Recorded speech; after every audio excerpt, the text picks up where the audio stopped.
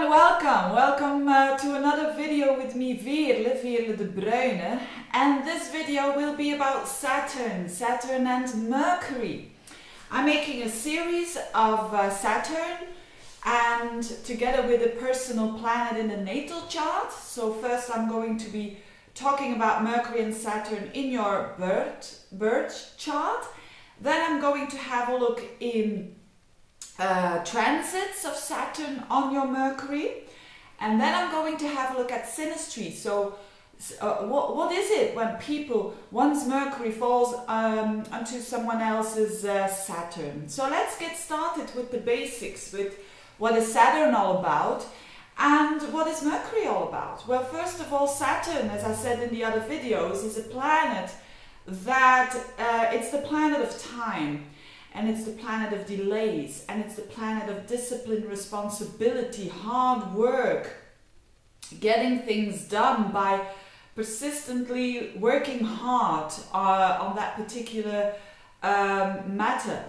It is also a planet of, let's say, a planet that can be a bit harsh when it aspects another planet. It can also deal with restrictions that we encounter in our lives when Saturn is aspecting another personal planet.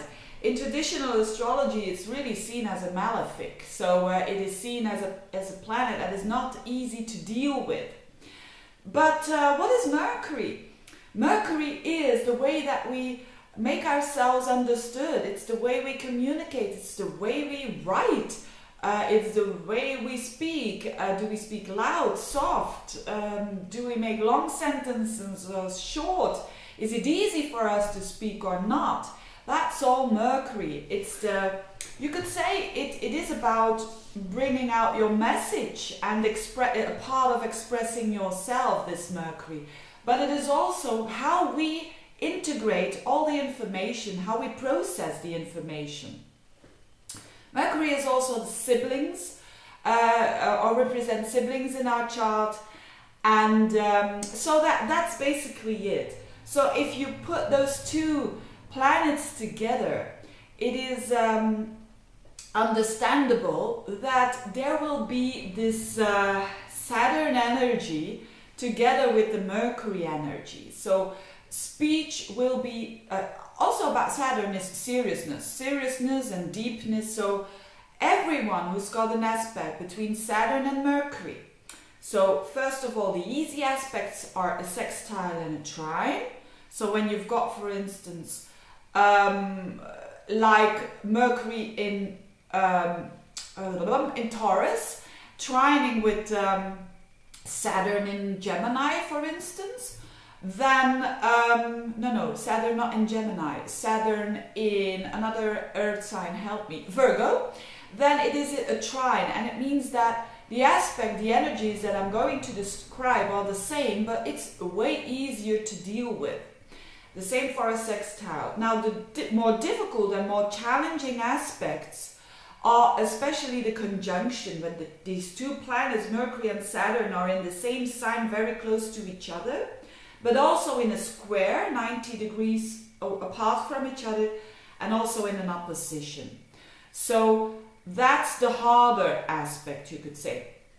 What happens if you mix these two? When I see that in a chart, the Saturn and Mercury, I know that people sometimes underestimate Mercury because they think the sun is very important and the moon, and of course it is, and Venus and Mars, but also Mercury is the way that we think and the way that we express ourselves. So when Saturn is there, it can block the way that you express yourself. It can make it a bit more difficult for you, and sometimes not a bit, sometimes even a lot, especially when you are younger. So because when you see Saturn and Mercury in a chart of a child, it can mean that yes, they do need structure. If I would see that in a chart of a child, I would recommend to give a lot of structure in the learning processes of these children, because they need it. They need the structure. Saturn is structure, and it defines and it sculptures almost the mind. And so a child will need that to learn as well. But it can also make a child shy in their expression when they need to express themselves, because they feel as if they what they're saying is not good enough, or and it has nothing to do with not being able to do that. It's just this feeling of don't I say enough, or do I say too little, or I have to be cautious here what I'm saying because maybe I'm going to be punished or ridiculed or whatever. You see, it's this restriction energy on the Mercury. And of course that will be more with the conjunction and with the squares and with the oppositions. It can also mean in a birth chart that you don't have siblings, so you are an only child, or if you do have siblings, because Mercury represents siblings, must have been not easy around, or the relationships with siblings can be a little bit hard, or they were hard on you, or you felt kind of lonely with your siblings. So that's when you are younger. It's of course not easy when you constantly feel that when you want to say something that you feel that you are restricted. But why is it in your horoscope? I think if people have that in their horoscopes, it absolutely suggests, I think, that you are learning to master your mind. You're learning to really know what you're saying and really weighing, is this good, is this bad? But when you go through this, in other words, when you get older, you can become one of the most powerful speakers. Not in the sense like when Pluto would be around, but in the sense like a kind of an authority. I've always seen a bit of the extremes with Mercury and Saturn, people in their charts. On the one hand, it can mean that people are really silent, but when they speak, oh my God, it is very important, and everyone listens when they do. Or it's about people who are great communicators or have become great communicators, especially after their 30s. And what I've also seen a lot with people who've got Mercury and Saturn together is teaching. I've seen it a lot in people, even in oppositions, the Mercury opposing to Saturn, which means that often people will get opposition because the way that they speak with other people. But often I've seen it with people who teach, or in a way who people who have a field in their work where communication is very important and is taken quite seriously, like a lawyer, for instance, can also have this kind of aspect. And of course, their speech is also important if you have to make your statement. So it's a lot about these people learn how to express themselves in a very balanced, assertive way. So not going too much influencing other people, and not other people let them influence them. So it's a lot about a good, healthy control over the mind. And I've seen it also a lot with people who've got this Mercury and Saturn. These are the people who are not easy to influence. So because the mind, Mercury, Saturn is protected, you could say, and is also a bit, rigid is a negative word, but they are very, it's this way and not another way. It's not an open, so the challenge is not to be too narrow-minded. So if you've got kids with this, it's very good to encourage that, to focus on something, because these people can, when they really do their best, they can focus on an object very deeply and very seriously. But the negative thing of that is, of course, if you go too far in that, you get like a tunnel vision, and your opinions or your thoughts are becoming so narrow that you can't get out anymore.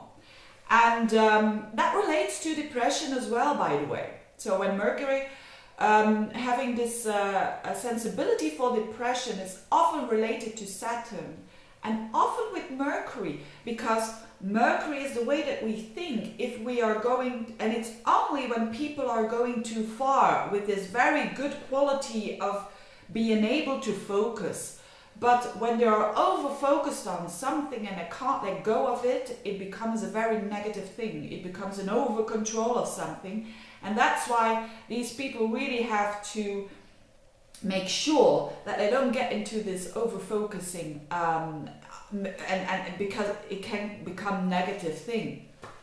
Now, but as I said, positively, it surely is people who can concentrate enormously, and they think in structure. So these people also in their speech, they are quite organized, you could almost say. People who have an aspect between Mercury and Saturn, let's say in their email style, will be very to the point, very simple, not too much tra-la-la, not too much parole, parole, parole. It's very basic, it's simple, and it's very honest. That is because of the Saturn. And they also think very much in structure. So anything that has to do with that, for instance, my son has Mercury in a square with Saturn. He's only 11 years old. And when he was very little, he already said, "Mama, I want to be an architect." Because this is, he can focus so well, and putting things, everything in order is typical for a Mercury Saturn person. And of course that is very positive, but these people are also very strict on themselves when it comes to the mind. Another thing that is associated with Mercury Saturn, and I spoke to someone who has this in an opposition and who teaches. He is a nurse, or how do you call that in a male thing? Okay. Anyway, and he teaches people to, the nurse thing. And he said, but he was very aware of this side of him, that he said, "I'm very good at explaining things, and students always tell me it's very structured and all of that. But I have to be cautious that this doesn't turn into my way, my dogma. Here it is, and you can't go to the left or to the right." Because of course the students will, this person has its opposition, the students will say, "Hey, I think maybe it's another way, or this or that." And he says, "It's always difficult for me. I have to learn to stand up for myself, to stand up for what I know, but also with an openness to other people." And this is exactly what Mercury Saturn is all about.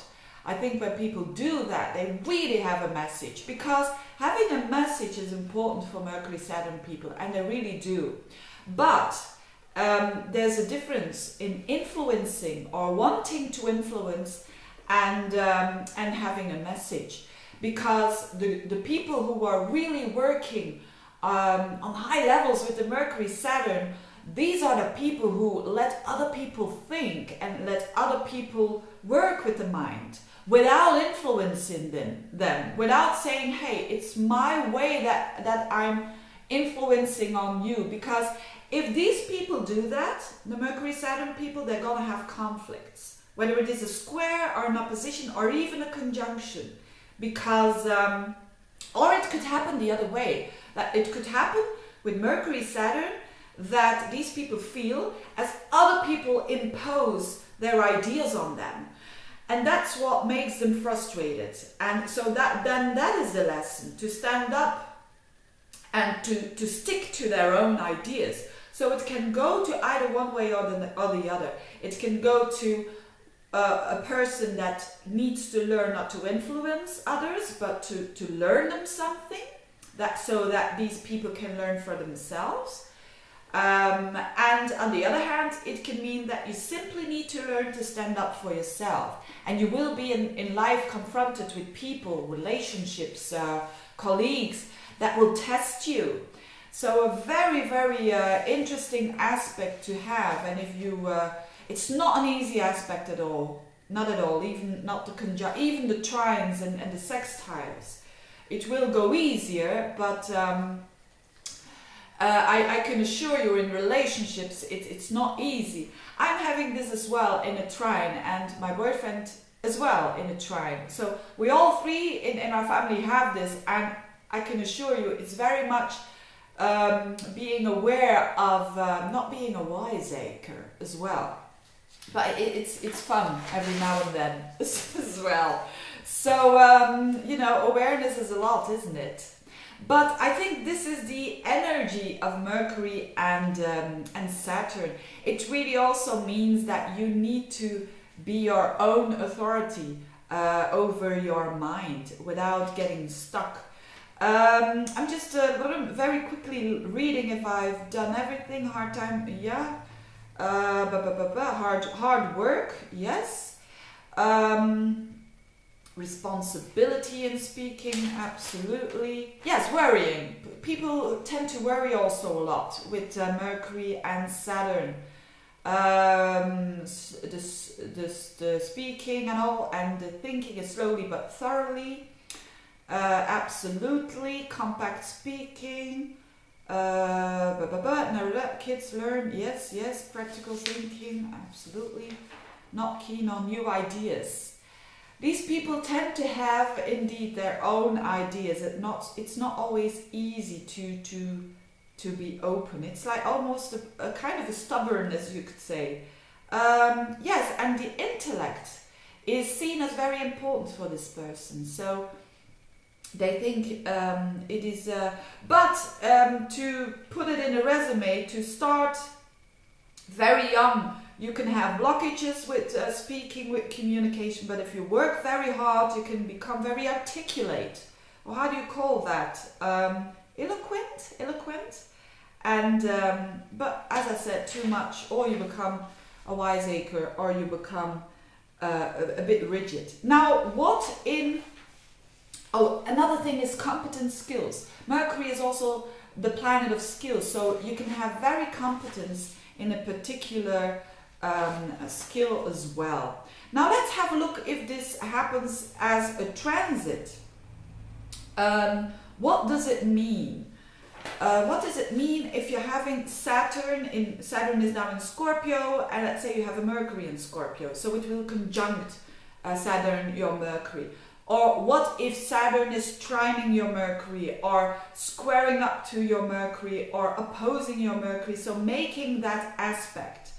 That will give you a year and a half, a bit of the energy that I just described. And of course, dependent on the houses it is in, it will be felt, this energy. So the basic is the same. There is a need for the standing up for yourself, and maybe you're going to be triggered by someone who wants to impose ideas on you, and then you have to be strong. Or the other way around, maybe you start teaching and you're having this Saturn Mercury aspect, and your thinking deepens because maybe you do a study or something like that. But then you are challenged to put out your information without influencing, but helping other people to think on a very deep level as well. So this is an example. Let's say that your Mercury rules the 7th house, which is relationships. It can simply mean that in relationships, this energy is very difficult. So that you are feeling restricted, for instance, in your relationship. Or you don't understand each other that well during that little period of time. Well, it's a year and a half approximately, but during that period of time, you may expect challenges. Of course, if it's a trine or a sextile, it's not that difficult. It can mean a very positive thing, that you can become a very deep thinker and communicator as well. But if it's a challenging aspect, it's a challenge to get the message over and to communicate. And things in life will prompt you into what I've just said, that most important thing of the balanced way of your communication. Synastry, it means when Mercury and Saturn come together, so someone's Mercury, let's say in a conjunction with Saturn, someone else's Saturn, or maybe in a square, one person Saturn squaring up to another person's Mercury, or in opposition, or whatever. If there is this connection, mostly people when they met, there was this immediate bond on a mental level. They could have had serious conversations about serious and deep topics, and that creates the bond. So yes, a Saturn and a Mercury can create very deep bonding between two people. But Saturn is a difficult planet, it's a harsh planet, so also in Synastry, it's not the kind of planet that you say, whoa, this is wonderful. Because communication is important in every relationship, whether it is with your boss or whether it is in a love relationships. So I'm going to give you the picture at its worst and at its best. At its best, and I haven't seen that so much yet, but at its best, it could mean that if the person with the Mercury is okay with that, it feels okay when the Saturn person structures them and maybe learns them to give a bit of more ease with the organization of the thoughts or with the organizational practical things in that person's life. So the Mercury person can learn a lot about the Saturn person if they want to, if they are open to that, if they have a character that is quite open.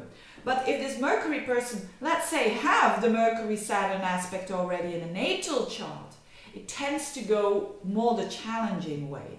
Because remember, a person with Mercury Saturn won't tolerate that other people impose their ideas on them. So when it's not happening with the controlling, imposing from the other to the other one, if that's not happening, if it's just a learning, and then it's okay. But in most cases, I've seen in most cases in Synastry between Mercury and Saturn that the one feels so restricted by the other one. Not in the beginning of the relationship, but later on, they tend to feel restricted because the Saturn person, it's mostly the Saturn person that wants to impose their way of thinking. But again, if that happens in your relationship, and especially if you've got a Mercury Saturn aspect, it means that you are challenged in life. Someone is on your path to trigger you, to maybe to stand up for yourself in this particular case. So it's a lot about, at its best, it's good communication. It's the one that learns a lot about the other. And the Saturn person wants to do that and feels good in teaching that on, of course, a subconscious level to get the life of that Mercury person a bit more organized. But mostly later on, if the Saturn person is aware of the fact that every now and then they want to control the situation, then it will be okay if they're aware of it and if they're not trying to do that. But sometimes these things happen on an unconscious level. And so when the Mercury person wants to develop their own ideas, develop their own thing, then the Saturn person feels, what the hell are you doing? It's my way of thinking that I've learned you. You see this being rigid towards from the one person to the other. That's in a nutshell, what the Mercury and Saturn in a Synastry can work out, for better or for worse. But it's not an easy aspect because, of course, in long-time relationships, communication is something quite important. And if one always feels restricted and not free in their speech, and they don't like that as a person, then there's going to be trouble every now and then, of course. So keep that in mind, that if you are the Saturn person, that yes, you can teach them a lot, but be a bit, let them develop themselves as well. And if you are the Mercury person, realize that no one has the right to impose you any idea that you are not agreeing with. And then it means that you need to look to stand up for your own thinking, your own way of thinking. I hope this was helpful. Yes, I hope this was helpful, and wishing you All the luck and good luck if you have Mercury and Saturn in an aspect or in Synastry or in a transit. It's definitely the results in the transit comes afterwards. And I thank you very much for you watching. If you have any comments, please let me know.